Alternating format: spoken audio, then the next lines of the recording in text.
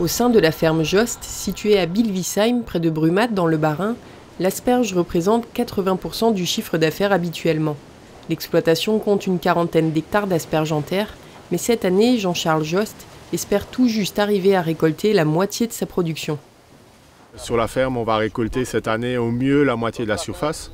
Donc vous voyez là derrière moi, il y a une parcelle qui sont bâchées, mais un peu plus loin, il y en a qui ne sont pas bâchées du tout. Donc les asperges font 20-30 cm, on est en train de les laisser pousser.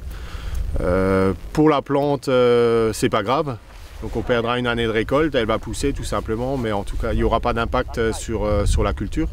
Donc le premier problème, c'était la main-d'œuvre. Après, c'est greffer le problème des débouchés. Voilà, la restauration, les marchés, etc. On a quand même aussi des gens qui venaient s'approvisionner chez nous, acheter des asperges pour revendre sur les marchés. Donc tous ces débouchés-là sont complètement bouchés. Et puis après, il y a le problème sanitaire aussi. Il y a de la distanciation à respecter. Je veux dire, nous, on avait un effectif de 65-70 personnes sur la ferme pour récolter l'ensemble de la surface. Moi, je me vois mal aujourd'hui gérer 65 personnes, les entasser dans des camionnettes parce qu'il faut les transporter d'une parcelle à l'autre.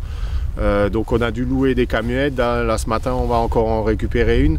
Alors juste pour vous donner une idée, on a aujourd'hui loué plus de voitures qu'on en avait loué l'année dernière et on transporte même pas la moitié des gens. Donc c'est des camionnettes 7 places, on en met 4 dedans maximum. Le coût, voilà, vous pouvez vous imaginer que toutes ces charges sont en train de flamber. Donc voilà, on essaye de faire au mieux, mais on n'a de toute façon aucune disponibilité au niveau des voitures. On ne peut pas en avoir plus parce que nos loueurs sont fermés aussi.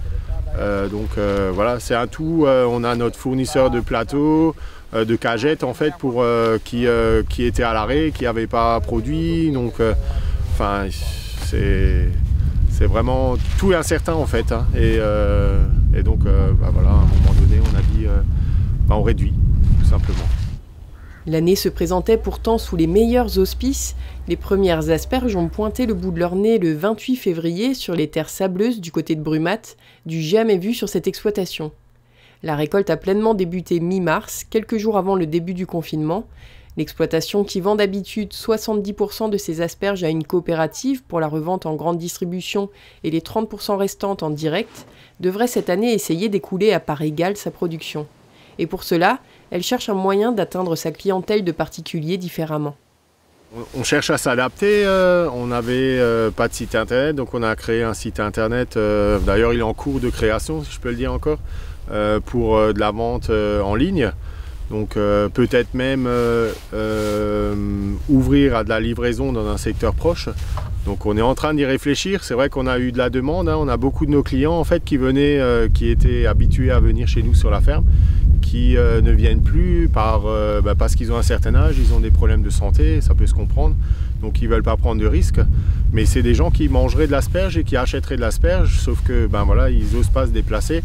Donc si on pouvait leur trouver une solution de livraison, ils seraient tout à fait prêts à acheter, je pense, quoi.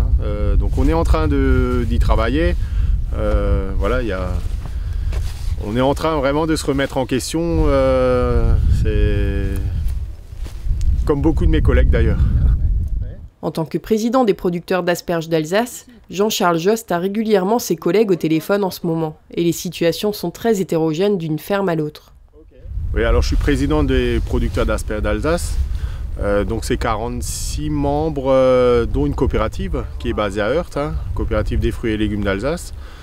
Donc c'est des producteurs répartis sur l'ensemble de l'Alsace. Il y a à peu près 30% de la production qui se situe dans le Haut-Rhin, 70% dans le Bas-Rhin. Je dirais oui, il y a de grosses différences entre les fermes. Alors il y a des fermes comme la mienne ou comme d'autres de mes collègues qui sont vraiment dépendantes de l'asperge, où la situation est très compliquée et ça va vraiment se ressentir au niveau des comptes. Après il y a d'autres fermes qui font ça, je dirais, qui sont moins dépendants, où l'asperge c'est une culture supplémentaire, mais qui représente parfois peu de chiffre d'affaires sur les fermes. Donc là, ça aura peut-être moins d'impact après, à voir suivant les autres cultures qu'ils ont. Mais voilà, il y a vraiment de grosses différences. Alors nous on récolte, beaucoup récoltent, mais j'ai des collègues qui ont fait le choix de ne pas récolter du tout. Pour limiter les risques, déjà d'une part, parce qu'ils n'avaient pas l'accès à la main d'œuvre, parce qu'ils n'avaient pas les marchés, les restaurateurs étaient fermés, et puis c'était une très grosse part de leur débouché. Donc voilà, il y a vraiment des différences entre tous les producteurs, hein. Et puis après, chacun est responsable et chacun décide de ce qu'il veut faire sur sa ferme. Donc faudra par contre respecter le choix de chacun. Je pense que voilà, la situation est grave et puis chacun fait ce qu'il veut, mais après il faut aussi assumer, c'est ça le problème derrière, quoi. La récolte pourrait s'étaler jusqu'au mois de juin si la main-d'œuvre reste mobilisée.